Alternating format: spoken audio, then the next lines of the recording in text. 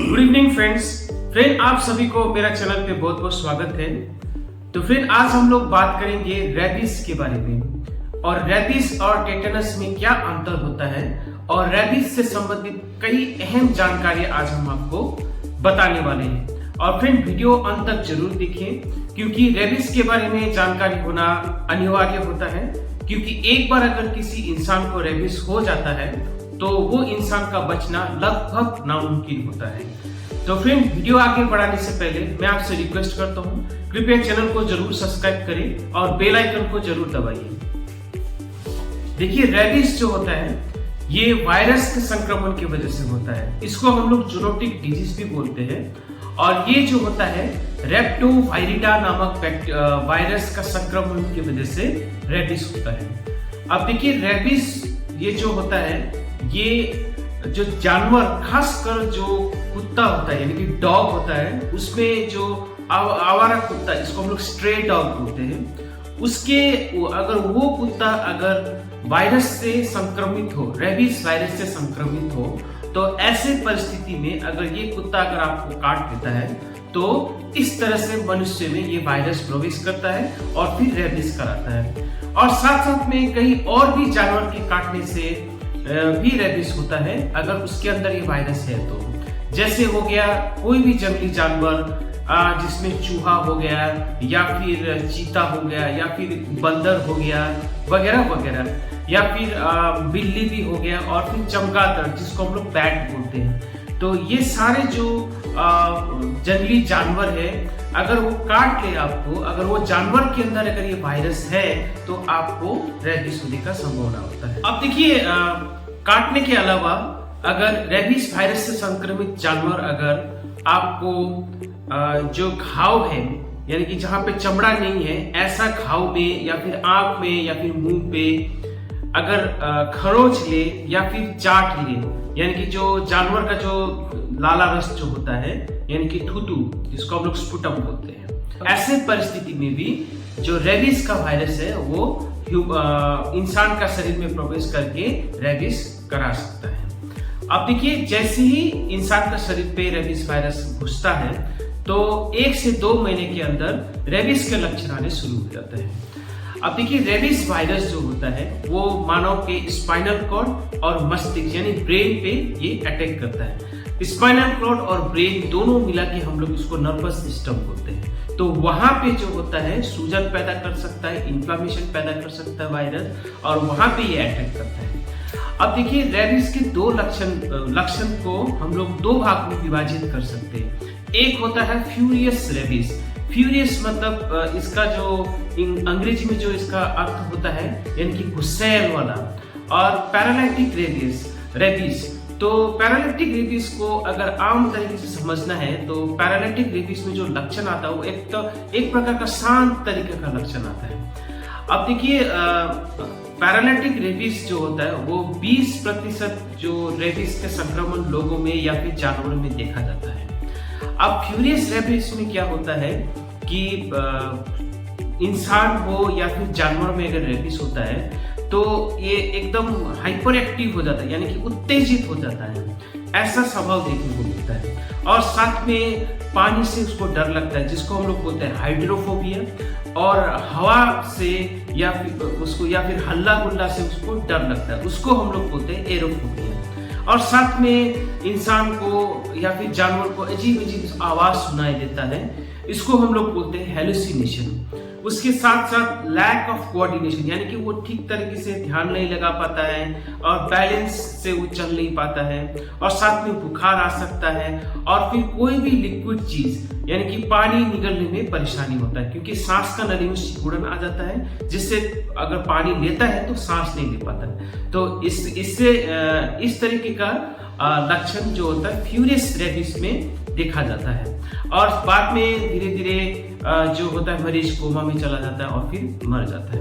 अब paralytic rabies में क्या होता है कि लोग जिसको रेबीज हुआ है उसको पूरा शरीर में एक लकवा मार लेता है, उसको हम लोग पैरालिसिस बोलते हैं, और फिर धीरे धीरे उसका नर्वस सिस्टम काम करना बंद करता है और फिर वो कोमा में चला जाके फिर उसका मृत्यु हो जाता है। देखिए अगर कोई भी इंसान अगर आवारा जानवर के संपर्क में आ जाता है या फिर उसको काटता है या फिर खरोच मारता है या फिर चाटता है, तो ऐसे परिस्थिति में हम लोग 3 भाग में ऐसा मतलब जो स्थिति को हम लोग 3 क्षण में हम लोग इसको विभाजित करते हैं और उसके हिसाब से हम लोग पेशेंट को वैक्सीन देना है कि नहीं देना है उसके ऊपर निर्धारित होता है। इसको हम लोग कैटेगरी बोलते हैं, कैटेगरी 1, कैटेगरी 2 और कैटेगरी 3। अब देखिए कैटेगरी 1 वो तरीके का जो घाव होता है जिसपे जो जानवर होता है या फिर कुत्ता होता है खाली आपको आके टच करता है यानी कि छूता है, या फिर अगर आपको ये जो चमड़ा है एक जहाँ पे घाव वाव नहीं है, कटा हुआ नहीं है, एक अच्छा मतलब जहाँ पे चोट नहीं लगा वहां पे खाली आके वो चाटता है, तो ऐसा इसको हम लोग इंटैक्ट स्किन बोलते हैं। तो ऐसा परिस्थिति को हम लोग कैटेगरी 1 बोलते हैं। और इसमें आपको अगर ऐसा हो जाए आपके साथ तो आपको क्या करना है, आपको साबुन पानी से आपको उस जगह को कम से कम 10 मिनट आपको धोना है और इसमें वैक्सीन लगाने की जरूरत नहीं पड़ता है। और कैटेगरी 2 में जो होता है एक एब्रेशन यानी कि छोटा सा खरोच आया हो लेकिन वहां से खून नहीं बह रहा हो, और उसके बाद ऐसा परिस्थिति में आपको वही आपको साबुन पानी से हाथ धोना है कम से कम 10 मिनट, और फिर आपको जितना जल्दी हो सके 48 घंटा के अंदर आपको रेबीज का वैक्सीन लगाना होता है।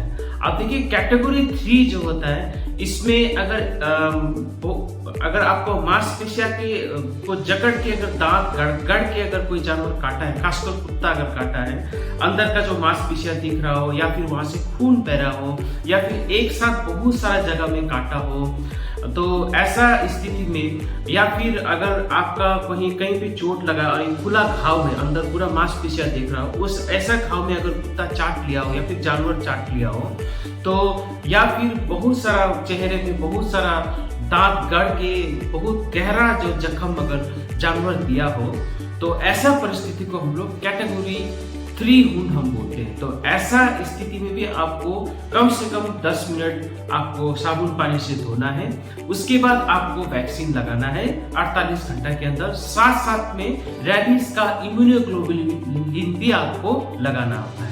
देखिए रेबीज का इम्यूनोग्लोबुलिन जो होता है हमारा भारत में काम रैक करके नाम से ये बेचा जाता है, तो आपको वैक्सीन के साथ साथ आपको रेबीज इम्यूनोग्लोबुलिन भी आपको लगाना होता है। अब देखिए रेबीज वैक्सीन जो होता है, रेबीज वैक्सीनेशन ये 2 तरीके से दिया जाता है। एक तो होता है इंट्रामस्कुलर और दूसरा होता है इंट्राडर्मल। इंट्रामस्कुलर जो होता है हम लोग मसल्स के अंदर देते हैं और इंट्राडर्मल जो होता है हम ठीक मसल्स के ऊपरी सतह में हम लोग देते हैं। अब देखिए वेरोरैक करके एक वैक्सीन आता है जो कि जाइडस कंपनी बनाता है और ये हमारा भारत में काफी प्रचलित है ये वैक्सीन, तो ये ज्यादातर दिया जाता है।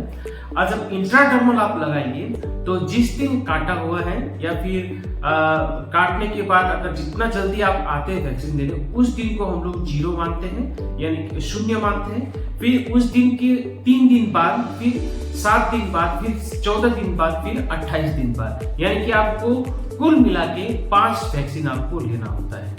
अब देखिए इंट्राडर्मल जो होता है अलग अलग हॉस्पिटल में अलग अलग जगह पे अलग अलग तरीके से दिया जाता है। अब जो वयस्क लोग होता है, एडल्ट लोग होता है, उसको हम लोग डेल्टोइड में ही देते हैं। अब जो बच्चे होते हैं, बच्चों में हम लोग एंटीरोलैटरल एस्पेक्ट ऑफ थाई यानी कि जो जांघ होता है उसके बाहरी सतह में हम लोग देते हैं।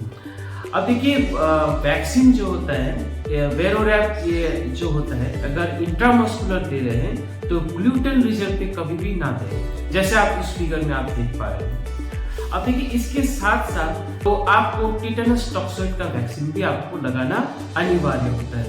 अगर मान लीजिए अगर आपको टीटेनस लगाया हुआ 10 साल ज्यादा हो गया है, तो ऐसे परिस्थिति में आपको टिटेनस का सुई लगाना अनिवार्य होता है। लेकिन ज्यादातर लोगों को याद ही नहीं रहता है कि मैंने पिछले कौन सा साल में टिटेनस का इंजेक्शन लगाया है। तो इसीलिए जब भी आपको कोई भी जानवर, आवारा जानवर या फिर कुत्ता अगर काटता है तो रेबीज वैक्सीन के साथ साथ आप टिटेनस का सुई भी आप जरूर लगाएं। और किसी परिस्थिति में अगर बहुत गहरा जख्म अगर दिया है, जानवर ने अगर बहुत बुरी तरह से काटा है, तो ऐसी परिस्थिति में टिटेनस का इम्यूनोग्लोबुलिन भी हम लोग देते हैं। इसको हम लोग बोलते हैं टेटक्लो इंजेक्शन। अब जाते जाते बात करते हैं कि टेटनस का बीमारी और रेबीज का बीमारी में क्या अंतर होता है, इसके बारे में बात करें। देखिए, टेटनस जो होता है वो बैक्टीरियल संक्रमण से होता है और रेबीज जो होता है वो वायरस के संक्रमण से होता है, जिसको मैंने पहले ही बोल दिया, उसको हम लोग बोलते हैं रैप्टोवायरिडा। और टिटेनस जो होता है क्लॉस्ट्रिडियम टिटेनी नामक बैक्टीरिया जो होता है वो एक शरीर में जहर छोड़ता है, जिसको हम लोग टेटनी बोलते हैं, उसकी वजह से टेटनस होता है। अब देखिए, टेटनस जो होता है अगर कहीं पे भी कट जाता है या फिर घाव हो जाता है, किसी तेज धारदार नुकीली चीज से अगर आपका कहीं पे भी शरीर में चोट लगता है, जंग खाए हुआ कील से अगर चोट लगता है या फिर कहीं एक्सीडेंट हो जाता है और आपको जो घाव में धूल, मिट्टी, गंदगी जमा है, तो ऐसे परिस्थिति में आपको टेटनस हो सकता है। अब टेटनस जो होता है इसमें लक्षण जो होता है, आपका जितने भी मांसपेशी यानी कि मसल्स जो होता है वहां पे सिकुड़न आ जाता है, उसको हम लोग बोलते हैं स्पाज्म। तो सबसे पहले जो सिकुड़न होता है वो हमारा चेहरे में जितना भी मसल्स होता है वहां पे आता है, खासकर जो जबड़ा का जो मसल्स होता है, उसको जॉ का जो मसल्स होता है वहां पे सिकुड़न आ जाता है, जिसकी वजह से क्या होता है आप मुंह खोल नहीं पाएंगे, उसको हम लोग बोलते हैं लॉक जॉ। और फिर साथ में जितने भी चेहरे का जितने भी मांसपेशियां मसल्स है वहां पे सिकुड़न आ जाता है। तो अगर आप ऐसा मरीज को अगर आप देखेंगे तो ऐसा लगता है कि आपको देख के वो हंस रहा है। और साथ में धीरे धीरे पूरा शरीर का जो मांसपेशी मसल्स में सिकुड़न आ जाता है, तो उसकी वजह से एक अजीब तरीके का वो पोजीशन हो जाता है मरीज का, उसको हम लोग बोलते हैं ऑफिस्थोटोनस पोजीशन।